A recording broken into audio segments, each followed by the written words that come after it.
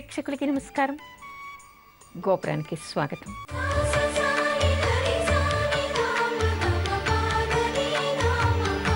ఈరోజు గోపురంలో సంప్రదాయాలు చెప్పుకునే ముందుగా అర్చనలో మహాలక్ష్మిని స్మరించుకుందాం.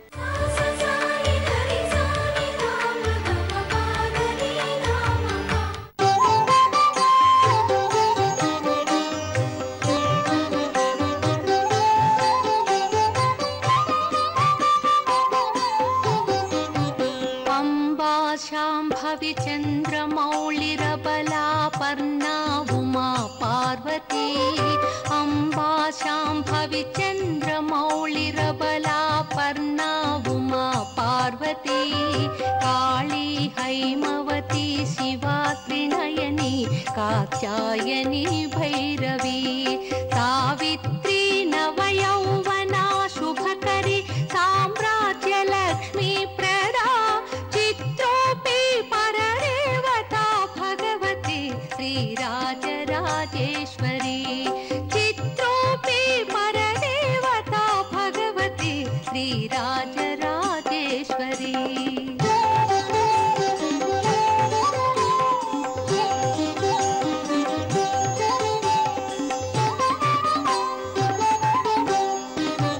अम्बा मोहिनी देवता त्रिभुवनी आनंद संधायिनी.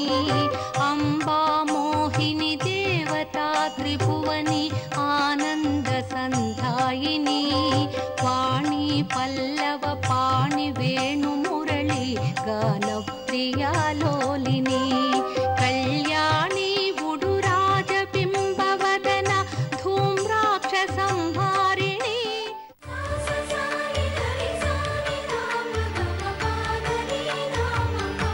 నిధులు ఎక్కడ దొరుకుతాయి? ఈరోజు శుక్రవారం మహాలక్ష్మిని స్మరించుకున్నాం. నిధులు అందరికీ కావాలి. మరి నిధులు ఎక్కడ దొరుకుతాయి అంటే అందరికీ ఆశ్చర్యం వేస్తుంది. కొంతమంది ఇక్కడ తవ్వాలని, అక్కడ ఉంటాయని, ఇక్కడని చెప్పుకుంటూ ఉంటారు. కానీ నిధి అంటే నిర్వచనం ఏమిటి, నిధులు అంటే నిజమైనటువంటి నిధులు ఏమిటి అనేటువంటి విషయాన్ని తెలుసుకోవాలి.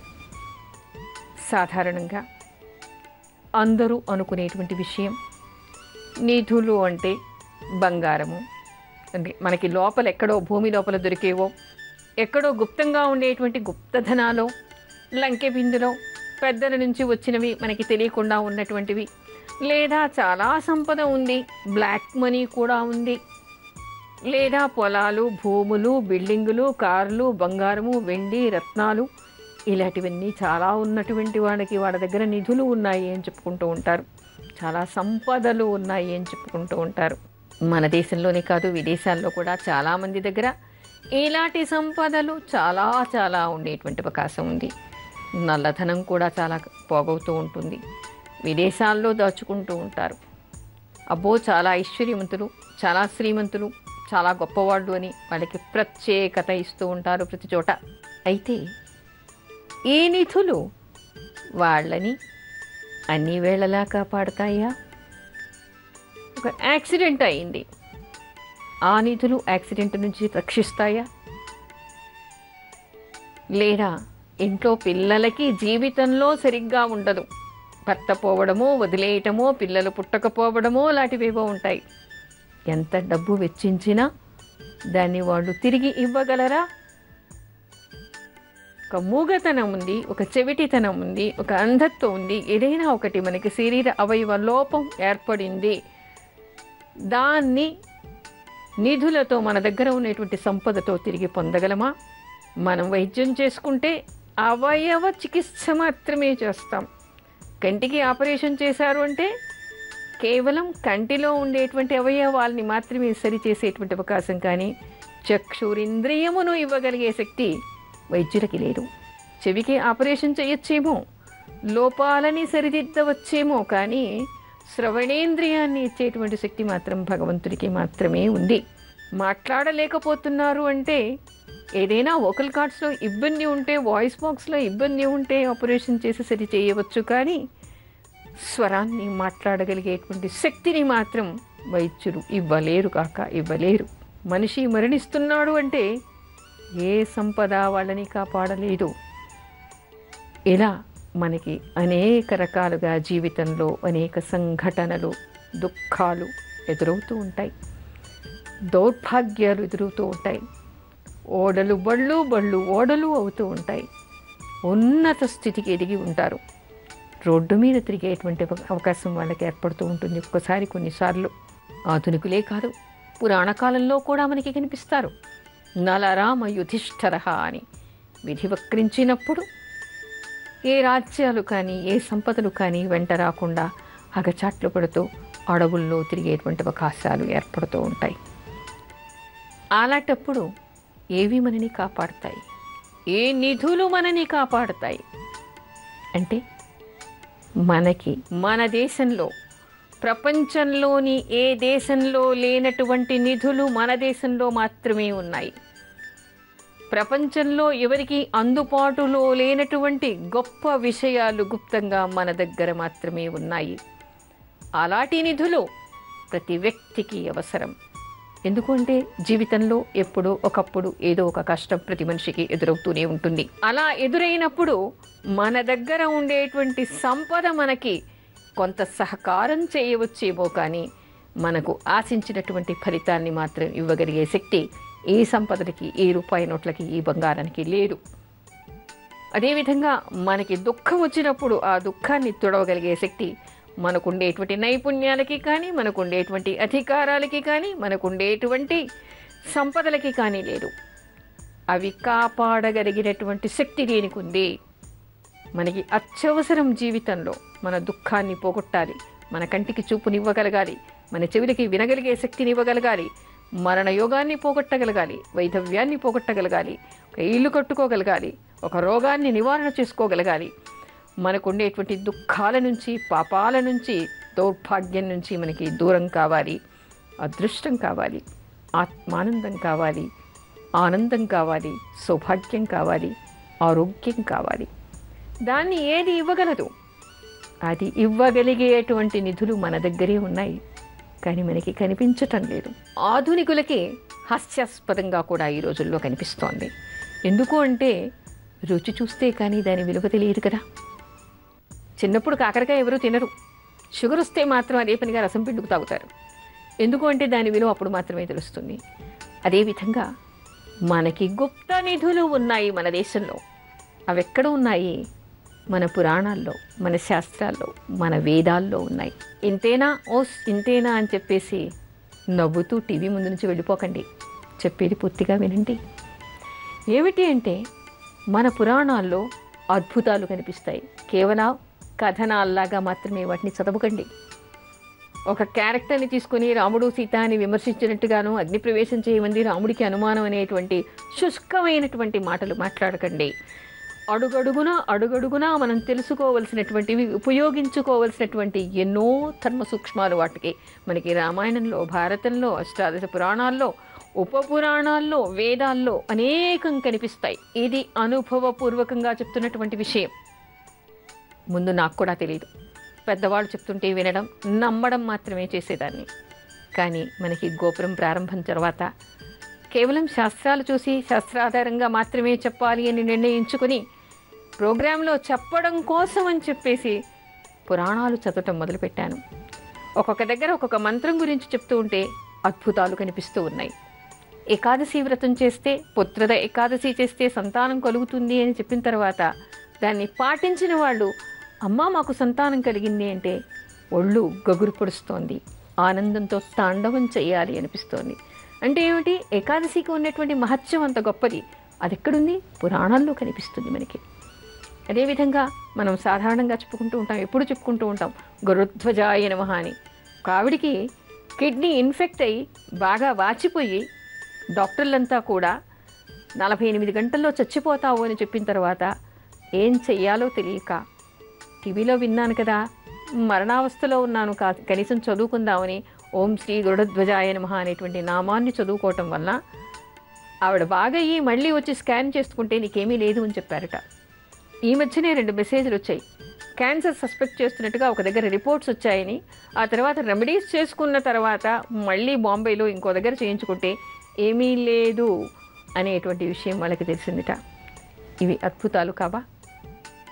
కోమాలో ఉన్నటువంటి వ్యక్తి అరుణపారాయణం చేయగానే వెంటనే 3వ రోజు లేచి కూర్చొని మాట్లాడడం ఎంతటి అద్భుతం. అదేవిధంగా ఎలాంటి రోగాలైనా నివారణ జరగటం, తర్వాత యాక్సిడెంట్స్ తప్పిపోవడం, స్కంద కవచం చదువుకున్న వాళ్ళకి యాక్సిడెంట్ తప్పడం ఎంతో అద్భుతమైనటువంటి విషయం. ఇలా చెప్తూ పోతే గోపురం ఒక ఎపిసోడ్ కాదు, ఒక నెల రోజులో, ఒక 2 నెలల్లో వరుసగా ఇలాంటి సంఘటనలన్నీ కూడా చెప్పుకోవచ్చు. అయితే చెప్పడానికి కారణం ఏమిటి అంటే, పురాణాల్లో మనకి అనేక ధర్మ సూక్ష్మాలు, అనేక మంత్రాలు, అనేక విధి విధానాలు చెప్పబడ్డాయి. అవి చదివి మనం పాటించామనుకోండి, ఏ సంపద మనం చెప్పుకునేటువంటి సోకాల్డ్ సంపదలు లేనటువంటి వాళ్ళు కూడా ఈ నిధులతో ప్రయోజనాన్ని పొందొచ్చు. వాళ్ళ దుఃఖాన్ని, దౌర్భాగ్యాన్ని, వాళ్ళకు ఉండేటువంటి కష్టాలని, అరిష్టాలని, నష్టాలని కూడా పూడ్చుకునేటువంటి అవకాశం వాళ్ళకి ఏర్పడుతుంది. అంటే ఎంత గొప్ప విషయం. మనకి అథర్వణ వేదం ఉంది. అథర్వణ వేదంలో అనేక ప్రయోగాలు మనకి కనిపిస్తాయి. విధి విధానంగా చేసేటువంటి వాళ్ళు మన భారతదేశంలో ఈనాటికి చాలామంది ఉన్నారు. అందులో ఉన్నటువంటివి ఏమిటంటే, మన తల వెంట్రుక దగ్గర నుంచి కాలు గోరు వరకు నఖసిక పర్యంతం ఉండేటువంటి వ్యాధులకి, ఒక్కొక్క వ్యాధికి ఒక్కో రకమైనటువంటి పరిహారము, ఒక్కో రకమైనటువంటి ప్రయోగం ఉందిట.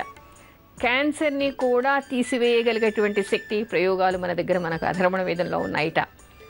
ఋగ్వేద సూక్తాలు, అనేక సూక్తాలు ఉన్నాయి. మనకి ఒక్కొక్క అవయవానికి రక్షణ చేయడం కోసం ఒక్కొక్క సూక్తం కనిపిస్తూ ఉంటుంది. ఆ సూక్తాలు చదువుకోవటం వల్ల కూడా మనకి అనేక ప్రయోజనాలు ఉన్నాయి.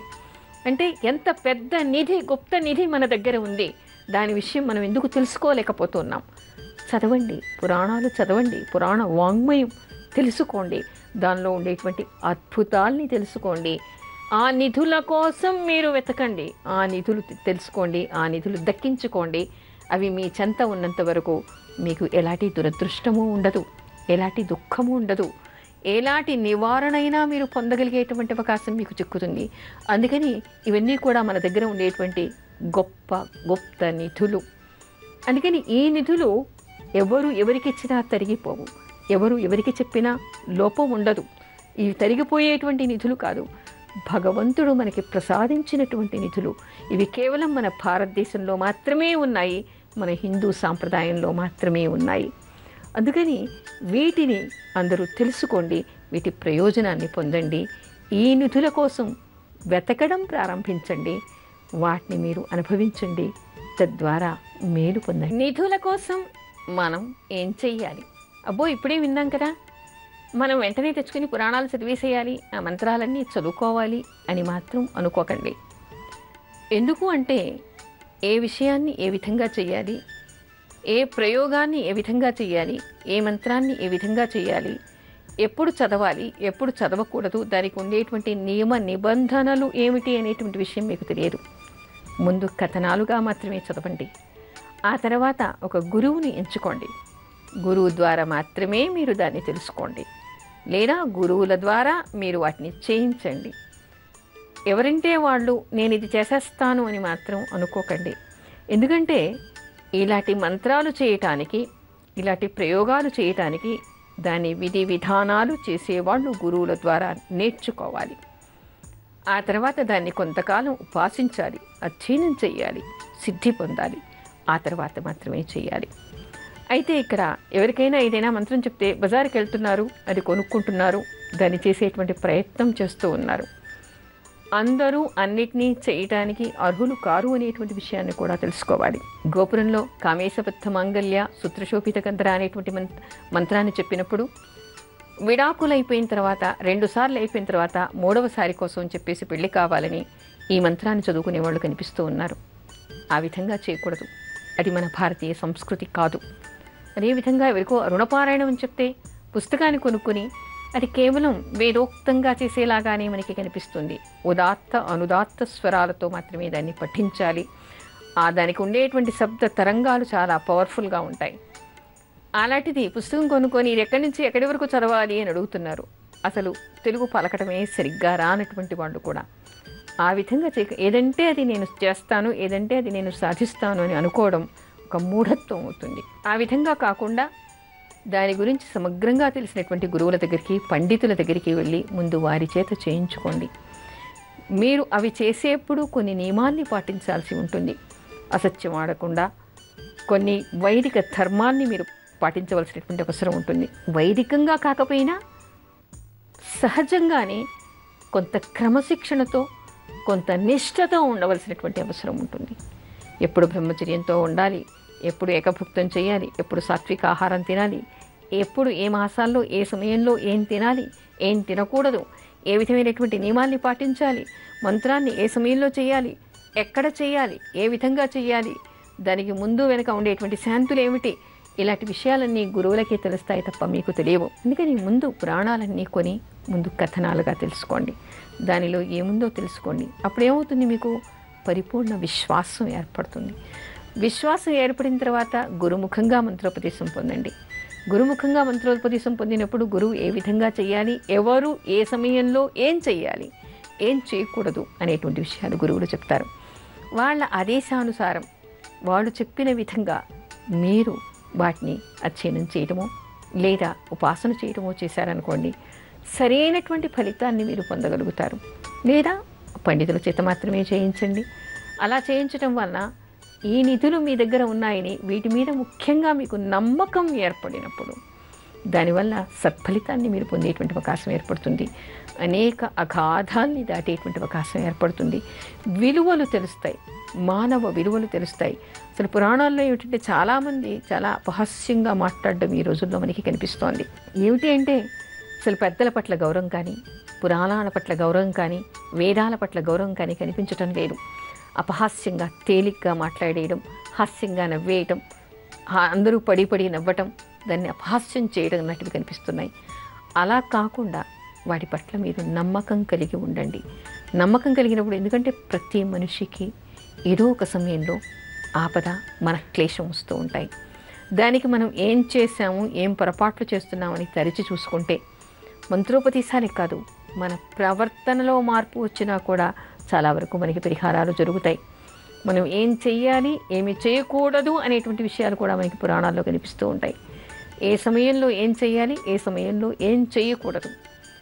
కొన్ని సమయాల్లో కొన్ని పనులు చేయటం వలన శాపగ్రస్తులయ్యేటువంటి అవకాశం. అంటే ఏమిటి, మేమెవన్నీ తిట్టట్లేదండి, మేమెవన్నీ హత్య చేయట్లేదండి, మేమేం దొంగతనం చేయటం లేదండి, మాకు దేవుణ్ణి నమ్మాల్సినటువంటి అవసరం లేదండి, పూజలు చేయాల్సినటువంటి అవసరం లేదండి, ఎందుకంటే మేము ఎవరిని ఏమి అనటం లేదు, మా బ్రతుకు మేము బ్రతుకుతున్నాం, పాపాలు చేసేవాళ్ళు మాత్రమే పూజలు చేస్తారండి అనేటువంటి కామెంట్స్ కూడా వినపడుతూ ఉంటాయి. పాపాలు చేసిన వాళ్ళే పూజలు చేయక్కర్లేదు. చేయనటువంటి వాళ్ళు కూడా కొన్ని ధర్మ సూక్ష్మాలు ఉంటాయి. అలాంటప్పుడు ఇది మంచి, ఇది కాదు అని నిర్ణయించుకునేటువంటి శక్తి మనకి ఉండదు. ఒక అడుగు ముందుకు వేస్తే అది తప్పు కావచ్చు, ఒక అడుగు వెనక్కి వేస్తే అది కరెక్ట్ కావచ్చు. అలాంటి ధర్మ సందేహాలు మనకు అనేకం కనిపిస్తూ ఉంటాయి. ఏ సమయంలో ఎప్పుడు ఎవరు ఏ విధంగా నడుచుకోవాలి, ఏ విధంగా ఏం చేయాలి, ఏం చేయటం వలన ప్రయోజనాలు కలుగుతాయి, ఏం చేయటం వలన దోషాలు వస్తాయి, ఏం చేయకపోవటం వలన దోషాలు వస్తాయి, దేన్ని అరికట్టడం వలన పుణ్యం వస్తుంది అనే అనేక విషయాలు. శాస్త్రములో లేనటువంటి విషయం అంటూ ఏమీ లేదు. మనిషి పుట్టినప్పటి నుంచి మరణానంతరం కూడా మనం చేయవలసినటువంటి విషయాలు, విధులు అనేకం మనకి కనిపిస్తాయి. కాబట్టి వాటిని మనం ఎలా చేయాలి అని తెలియాలంటే మనకి శాస్త్ర పరిజ్ఞానం కావాలి. పురాణ వాంగ్మయాలు చదవాలి, ప్రవచనాలు చెప్తున్నటువంటి వాళ్ళు చెప్పేటువంటి విషయాన్ని వినాలి. ఎందుకంటే దాని మీద వ్యాఖ్యానం కూడా వాళ్ళు అద్భుతంగా చేయగలుగుతారు. దానిలో ఉండేటువంటి విషయాన్ని మనం చదవటం వలన కేవలం చదివితే ఆ కథనంలాగే కనిపించవచ్చు, కానీ దాని వెనుక దాగి ఉండేటువంటి అనేక సత్యాన్ని, నియమాల్ని, తర్వాత దానికి ఉండేటువంటి పరిధుల్ని, దాని అంతరార్థాలని మనకి పండితులు ప్రవచనాల్లో చెప్తూ ఉంటారు. అలాంటివి వినటం వలన, చదవటం వలన అనేక ప్రయోజనాల్ని పొందొచ్చు. ఆ నిధులను ఆ విధంగా మనం పొందేటువంటి అవకాశం ఏర్పడుతుంది. అంటే అందరికీ పురాణ వాంగ్మయం తెలియాలి, పురాణాలు చదవాలి, కథనాలు చదవాలి. దానివల్ల కొంత నమ్మకం పెరుగుతుంది భగవంతుడి పట్ల. ఓహో, మనం ఈ సమయంలో ఇది చేయకూడదు, ఇలా మాట్లాడకూడదు, ఇక్కడికి వెళ్ళకూడదు. వినయం, విధేయత. ఈ రోజుల్లో ఏం చేస్తూ ఉన్నారు, పర్సనాలిటీ డెవలప్మెంట్ అని క్లాసులకు పంపిస్తూ ఉన్నారు, వేలకు వేలు పంపిస్తూ ఉన్నారు. ఈ రోజుల్లో చెప్పేటువంటి పర్సనాలిటీ డెవలప్మెంట్ ఏ విధంగా ఉంటుంది, ఉద్యోగానికి వెళ్ళినప్పుడు ఇంటర్వ్యూల్లో ఏ విధంగా మాట్లాడాలి, విదేశాలకు వెళ్ళినప్పుడు ఏ విధంగా ఉండాలి, ఉద్యోగంలో ఇంటర్వ్యూలు ఏ విధంగా చేయాలి, పరీక్షల్లో ఇంటర్వ్యూలు ఏ విధంగా చేయాలి, సమాజంలో ఏ విధంగా మాట్లాడాలి, ఇంతవరకు మాత్రమే లిమిట్ అయి ఉంటాయి. కానీ మన పురాణాలు చదవటం వలన, మన వేదాల గురించి తెలుసుకోవటం వలన అడుగడుగున మనం లేచింది మొదలు దంతధావనం ఏ విధంగా చేయాలి, స్నానం ఏ విధంగా చేయాలి, వస్త్రధారణ ఏ విధంగా చేయాలి, బొట్టు ఏ విధంగా పెట్టుకోవాలి, అన్నం ఏ విధంగా తినాలి, పీట ఏ విధంగా ఉండాలి, వంట ఏ విధంగా చేయాలి, ఏ వంట చేయటం వల్ల ఏముంటాయి. పాకశాస్త్రం చాలా గొప్పది. పాకశాస్త్రం కూడా మనకి శాస్త్రంలోనే ఉంది. ఏ విధంగా మాట్లాడాలి, ఎవరితో ఏ విధంగా మాట్లాడాలి, ఎవరి దగ్గర ఏ విధంగా వినయంగా ఉండాలి, తల వంచుకుని ఇక్కడ ఉండాలి, నమస్కారం ఏ విధంగా చేయాలి, ఎటువైపు తిరిగి పడుకోవాలి, లేచిన తర్వాత ఏం చేయాలి, మన చూపు ఏ విధంగా ఉండాలి, మన నవ్వు ఏ విధంగా ఉండాలి, సభలో ఏ విధంగా మాట్లాడాలి, చదువుకునేప్పుడు ఏ సమయంలో చదువుకోవాలి, ఏ సమయంలో తినాలి, ఏ సమయంలో నిద్ర లేవాలి, ఏ సమయంలో నిద్రపోవాలి, నిద్రపోయేప్పుడు పక్కన నీళ్లు కూడా పెట్టుకోవాలి, కర్రను అనేక నియమాలు, అనేక విధి విధానాలు. హోమం ఎలా చేయాలి, యజ్ఞం ఎలా చేయాలి, హాస్పిటల్కి ఎప్పుడు వెళ్ళాలి, ఇంటి నుంచి బయటికి వెళ్ళినప్పుడు ఏం చేయాలి, శకునం వస్తే ఏం చేయాలి, అడుగడుగున నిమిషానికి మనకి అనేక విషయాలు మనకి శాస్త్రంలో కనిపిస్తాయి. మనం శాస్త్రం చదువుతున్నామంటే మన జీవితకాలం సరిపోదు, తెలుసుకోవడానికి జీవితకాలం సరిపోదు. అంటే ఎంతటి నిధులు మన దగ్గర ఉన్నాయి, ఎంతటి గుప్త నిధులు ఉన్నాయి. వాటిని వెతుక్కోవడం, వాటిని తెలుసుకోవటం, వాటిని పొందటం మన చేతుల్లోనే ఉంది. అంటే ఏం చెయ్యాలి? నిధులు కావలసిన వాళ్ళందరూ కూడా పురాణాలు చదవండి, పండితుల దగ్గర ప్రవచనాలు వినండి, అలాంటి కథనాలు చూడండి, వాటి గురించి ఆలోచించండి, వాటిని పాటించే ప్రయత్నం చేయండి. అనేక లాభాలు, ప్రయోజనాలు పొందుతారు. అనేక అరిష్టాలకి, దౌర్భాగ్యాలకి దూరం అవుతారు. దుఃఖం మీ దరి చేరకుండా ఉంటుంది. ఆనందం, సౌభాగ్యాన్ని పొందగలిగేటువంటి అవకాశం మీకు ఏర్పడుతుంది.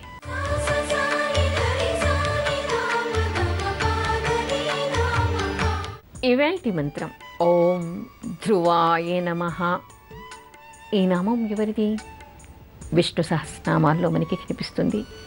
ధ్రువ అంటే స్థిరంగా ఉండేటువంటిది అని అర్థం. ఏది స్థిరంగా మనకి ఉండాలి? మన దగ్గర సత్యం, మన దగ్గర ధర్మము, మన దగ్గర అనన్యమైనటువంటి భక్తి స్థిరంగా ఉండాలి. అలా ఉన్నప్పుడు మనం ఇందాక చెప్పుకునేటువంటి నిధులన్నీ మన దగ్గర, మన దరి చేరేటువంటి ప్రయత్నం చేస్తాయి. అందుకని విష్ణుమూర్తిని తలుచుకుని ఓం ధ్రువాయ నమః అనేటువంటి నామాన్ని జపిస్తూ